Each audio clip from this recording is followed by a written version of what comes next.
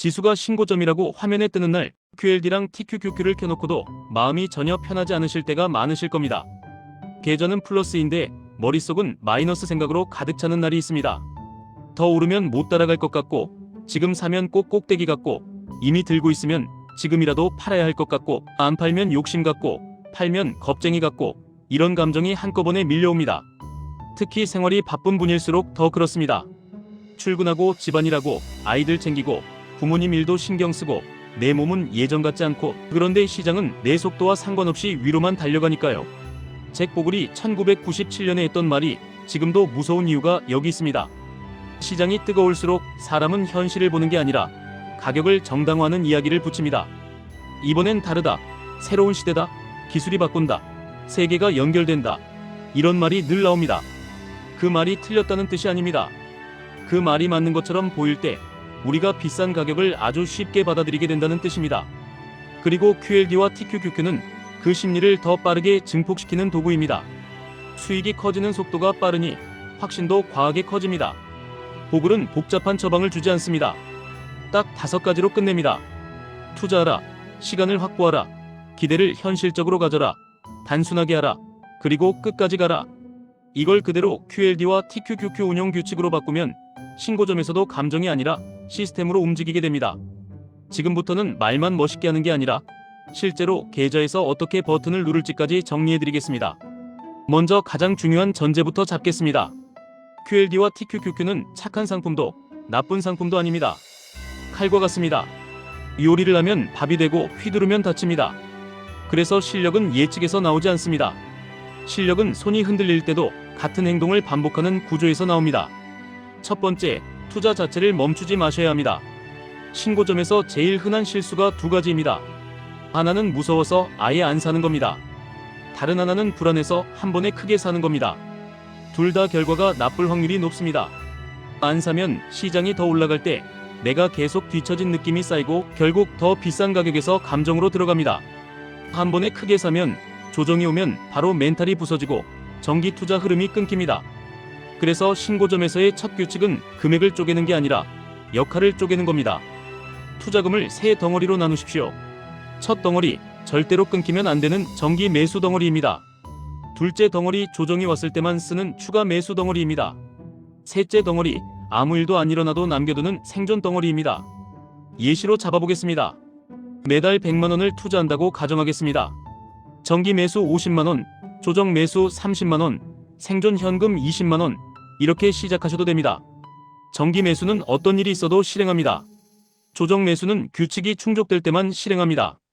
생존 현금은 시장이 아니라 내 삶을 위해 남겨둡니다. 내 삶이 흔들리면 투자도 무너집니다. 이 순서를 잊지 마셔야 합니다. 그리고 정기 매수는 단순해야 합니다. QLD를 기본 엔진으로 둡니다. TQQQ는 보조 엔진으로 둡니다. 왜냐하면 장기적으로 계좌를 키우는 핵심은 상승을 맞추는 게 아니라 하락장에서 살아남는 것이기 때문입니다.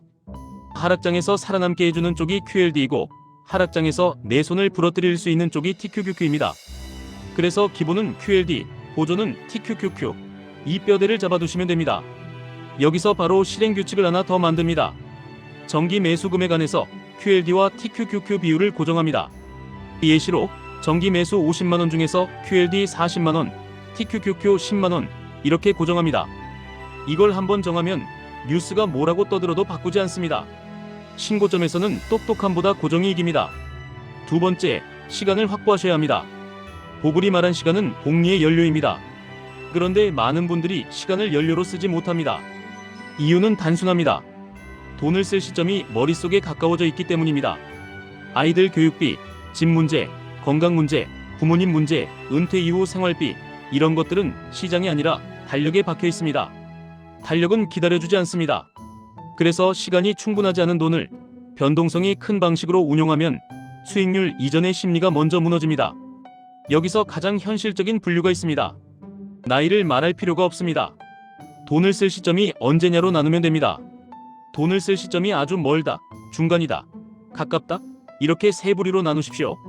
돈을 쓸 시점이 아주 먼 돈, 예를 들어 은퇴까지 시간이 많이 남았고 당장 큰 지출 계획이 없다, 이런 돈은 주식 비중을 높게 가져가도 됩니다. 이 경우에도 QLD가 메인, TQQQ는 보조가 기본입니다. 예시 비중으로 QLD 70, TQQQ 20, 현금 10 이런 식으로 출발할 수 있습니다. 현금 10은 투자 안 하는 돈이 아니라 하락장에서 내 감정을 사는 돈입니다. 돈을 쓸 시점이 중간인 돈, 예를 들어 몇 년 안에 집 관련 계획이 있거나 교육비가 본격적으로 커질 수 있다. 이런 돈은 변동성을 줄이는 장치가 더 필요합니다. 예시로 QLD 60, TQQQ 10, 현금 30 이렇게 가도 됩니다. 여기서 현금은 정말 중요합니다. 하락장이 왔을 때 매수 탄약이기도 하지만 무엇보다 내 생활이 흔들릴 때 투자 계좌를 건드리지 않게 해주는 안전장치입니다. 돈을 쓸 시점이 가까운 돈, 예를 들어 은퇴 이후 생활비에 가깝게 붙어 있거나 큰 지출이 예정돼 있다. 이런 돈은 레버리지 비중이 높으면 위험합니다. 이 경우에는 QLD도 줄이고 TQQQ는 아주 작게 하거나 아예 빼는 게 맞을 때가 많습니다. 예시로 QLD 40, 현금 60 이렇게 가도 됩니다. 수익률이 아쉬워 보이셔도 이 선택이 나중에 인생을 살립니다. 왜냐하면 가까운 돈은 시장의 하락 순서에 직접 당하기 때문입니다. 이게 무슨 말이냐면 같은 하락이라도 언제 오느냐가 중요합니다. 매달 100만 원씩 10년을 투자한다고 가정해 보겠습니다. 연평균 수익률이 비슷해 보여도 큰 하락이 초반에 오면 오히려 싸게 더 많이 살 수 있어서 회복이 가능한 경우가 있습니다. 그런데 큰 하락이 중후반에 오면 이미 커진 계좌가 한 번에 크게 꺾이면서 회복 시간이 길어집니다. 이걸 순서의 위험이라고 부릅니다. 그리고 TQQQ는 그 위험을 더 크게 만듭니다. 그래서 돈을 쓸 시점이 가까운 분일수록 레버리지 비중을 낮추는 게 정답에 가깝습니다. 세 번째, 기대를 현실적으로 가지셔야 합니다. 신고점에서 제일 위험한 기대는 이겁니다. 앞으로도 매년 두 자릿수로 쭉 오르겠지. 이제 기술 시대니까. 이제 예전과 다르니까 이런 기대입니다. 그 기대가 생기는 순간 사람은 매수를 공격적으로 하고 현금을 없애고 추가 매수를 미리 당겼습니다. 그리고 조정이 오면 끝입니다. 기대는 수익률이 아니라 행동으로 표현됩니다. 기대가 과하면 행동이 과해집니다. 그래서 기대를 현실적으로 만든다는 건 내 행동을 안전하게 만든다는 뜻입니다. 여기서 실전으로 쓰는 기대 프레임을 드리겠습니다. 신고점에서는 세 가지 시나리오를 기본값으로 깔아두십시오. 첫째, 더 오른다.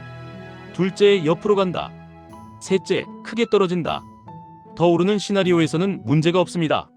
다만 이때가 제일 위험합니다. 왜냐하면 내 손이 더 커지기 때문입니다. 그래서 더 오르는 구간에서는 추가 매수를 줄이고 정기 매수만 유지하는 게 좋습니다. 특히 TQQQ는 더 오를수록 비중이 커지기 때문에 욕심이 아니라 규칙으로 비중을 관리해야 합니다. 옆으로 가는 시나리오가 레버리지에게는 생각보다 아픕니다. 왔다 갔다 하는 과정에서 수익이 깎이기 때문입니다. 그래서 옆으로 가는 구간에서는 TQQQ 비중을 과하게 키우면 계좌는 생각보다 답답해집니다. QLD 중심이 더 편합니다. 크게 떨어지는 시나리오는 반드시 온다고 가정하시는 게 좋습니다. 안 올 수도 있지만 온다고 가정해야 내가 살아남습니다. 떨어지는 시나리오에서 중요한 건 어디서 사고 어디서 멈출지입니다. 이걸 정하지 않으면 떨어질 때마다 계속 사다가 현금이 바닥나고 더 떨어질 때 아무것도 못합니다. 그래서 조정 매수 덩어리를 단계로 나눠서 쓰십시오. 단계 매수는 숫자로 정해야 합니다. 그래야 감정이 끼지 않습니다. 예시를 드리겠습니다. QLD와 TQQQ를 운용할 때 매수 기준을 QQQ 같은 기준 지수의 흐름으로 잡는 방법이 있습니다. 가장 단순하게는 이동평균선 하나로 정할 수 있습니다. 첫 단계, 기준 지수가 단기 추세선 아래로 내려오면 조정 매수 덩어리의 3분의 1을 씁니다. 둘째 단계, 기준 지수가 중기 추세선까지 내려오면 조정 매수 덩어리의 3분의 1을 더 씁니다. 셋째 단계, 그 아래로 더 깊게 밀리면 남은 3분의 1을 씁니다. 이렇게 해두면 신고점에서 시작했더라도 조정이 오면 내가 할 일이 생깁니다. 불안이 행동으로 바뀌고 행동이 시스템으로 바뀝니다. 여기서 매우 중요한 원칙이 하나 있습니다. TQQQ는 단계 매수에서 항상 더 조심하십시오. 조정 구간에서 TQQQ를 너무 빨리, 너무 많이 쓰면 계좌 변동이 커져서 결국 손이 나갑니다. 그래서 단계 매수에서 첫 단계는 QLD 위주로, 두 번째 단계에서 일부 TQQQ, 세 번째 깊은 단계에서 TQQQ를 늘리는 방식이 훨씬 안정적입니다. 네 번째, 단순함을 유지하셔야 합니다. 신고점에서 사람들이 무너지는 이유는 정보가 부족해서가 아닙니다. 정보가 너무 많아서입니다. 하루에도 수십 개의 이야기, 수십 개의 전문가, 수십 개의 공포, 수십 개의 희망이 올라옵니다. 그걸 다 따라가면 계좌는 룰이 아니라 기분으로 움직입니다. 그리고 레버리지는 기분 매매를 단기간에 파산 매매로 바꿉니다. 단순함을 실제 행동으로 만드는 방법을 드리겠습니다. 딱 4가지만 고정하십시오. 첫째, 정기 매수 날짜. 둘째, 정기 매수 금액. 셋째, QLD와 TQQQ 비율. 넷째, 리밸런싱 날짜. 리밸런싱은 분기마다 한 번이면 충분합니다. 매달 보면 흔들립니다. 분기는 길어 보여도 투자에서는 짧습니다. 분기마다 체크할 때 할 일은 하나입니다. 비중이 목표에서 너무 벗어났는지 확인합니다. 예시로 목표가 QLD 70, TQQQ 20, 현금 10이라고 해보겠습니다. 상승장이 오면 TQQQ가 제일 빨리 커집니다. 어느 순간 TQQQ가 20이 아니라 30이 돼 있습니다. 이때 대부분의 분들은 그냥 둡니다. 왜냐하면 잘 되고 있으니까요. 그런데 이게 바로 폭탄이 커지는 과정입니다. 그래서 분기 리밸런싱에서 딱 한 가지를 하십시오. 목표 비중으로 되돌리십시오. TQQQ가 과하게 커졌으면 일부를 줄여서 현금으로 돌리거나 QLD로 옮기십시오. 이 행동 하나가 다음 조정에서 계좌를 살립니다. 그리고 비용도 단순함의 일부입니다. 수익률을 올리는 가장 확실한 방법 중 하나가 불필요한 비용과 불필요한 매매를 줄이는 겁니다. 매매가 잦아지면 실수도 늘어납니다. 특히 레버리지에서는 실수의 대가가 큽니다. 그래서 단순함은 멋이 아니라 생존입니다. 5번째, 끝까지 가셔야 합니다. 이 말은 정신론처럼 들릴 수 있습니다. 하지만 실제로는 기술입니다. 끝까지 가려면 끝까지 갈 수 있는 구조가 있어야 합니다. 구조 없이 버티라고 하면 그건 참으라는 말이고 참는 건 오래 못 갑니다. 끝까지 가는 구조를 3개로 만들어 드리겠습니다. 첫째, 생활비 방어선이 있어야 합니다. 투자 계좌와 생활 계좌를 분리하십시오.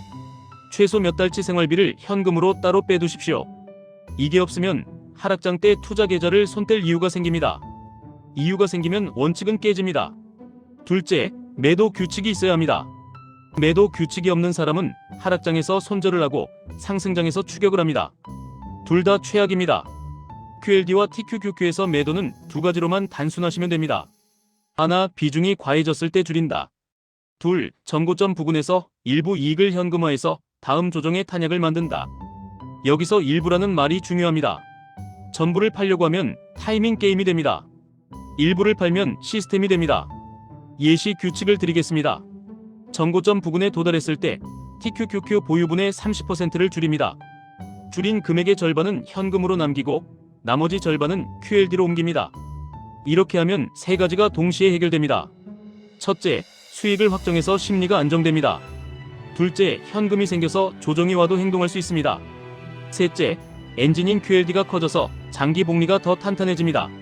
셋째, 내가 감당 가능한 손실폭을 숫자로 정해야 합니다. 이건 성격 문제가 아닙니다.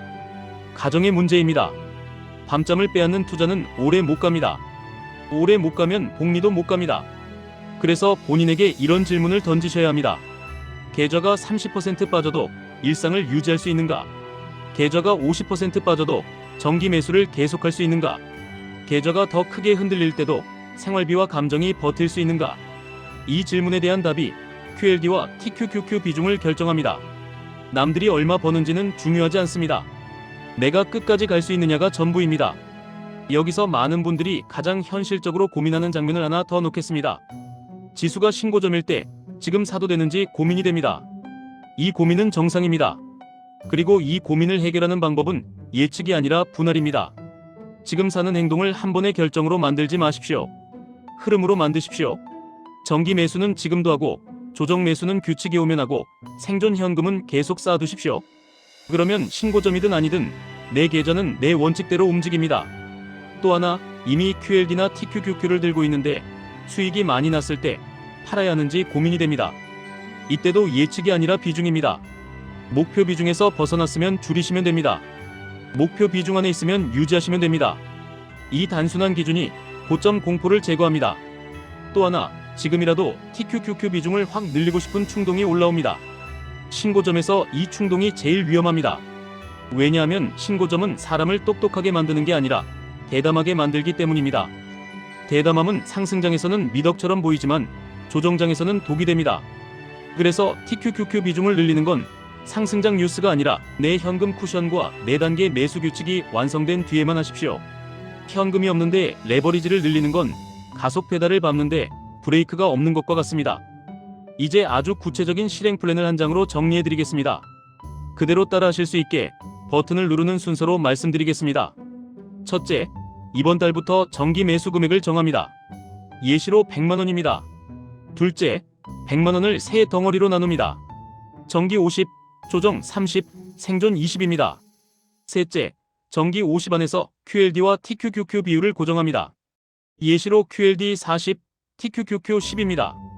넷째, 조정 30은 3단계로 나눕니다. 단계마다 10만원씩입니다. 다섯째, 단계 발동 기준을 하나로 고정합니다. 기준 지수가 단기 추세선 아래, 중기 추세선 부근, 더 깊은 하락, 이런 식으로 본인 방식으로 단순하게 정하시면 됩니다. 여섯째, 분기마다 한 번만 비중을 확인합니다. TQQQ가 목표보다 커졌으면 줄이고 현금을 확보합니다. 일곱째, 전고점 부근에서는 전량 매도가 아니라 일부 매도를 원칙으로 합니다. 예시로 TQQQ의 30%를 줄여서 절반은 현금, 절반은 QLD로 옮깁니다. 여덟째, 생활비 방어선을 따로 유지합니다. 투자 계좌를 생활비로 쓰지 않는 구조를 만듭니다. 여기까지가 보글의 5문장을 QLD와 TQQQ로 번역한 실제 행동입니다. 신고점에서 이걸 하시면 감정이 줄어듭니다. 감정이 줄면 매매가 줄어듭니다. 매매가 줄면 실수가 줄어듭니다. 실수가 줄면 복리가 살아납니다. 마지막으로 하나만 더 깊게 들어가겠습니다. 레버리지에서 진짜 고수는 수익률을 자랑하는 사람이 아닙니다. 레버리지에서 진짜 고수는 하락장에서 규칙을 지킨 사람입니다. 하락장에서 규칙을 지킨 사람만이 다음 상승장에서 복리를 먹습니다. 그래서 신고점에 대한 결론은 단순합니다. 신고점이 위험한 게 아닙니다. 신고점에서 사람이 위험해집니다. QLD와 TQQQ는 그 사람을 더 빠르게 흔듭니다. 흔들리지 않으려면 전망이 아니라 규칙이 필요합니다. 정기 매수는 끊지 않고, 조정 매수는 단계로 하고, 생존 현금은 남겨두고, 리밸런싱은 분기로 하고, 매도는 일부로 하고, 이 5줄만 지키시면 됩니다.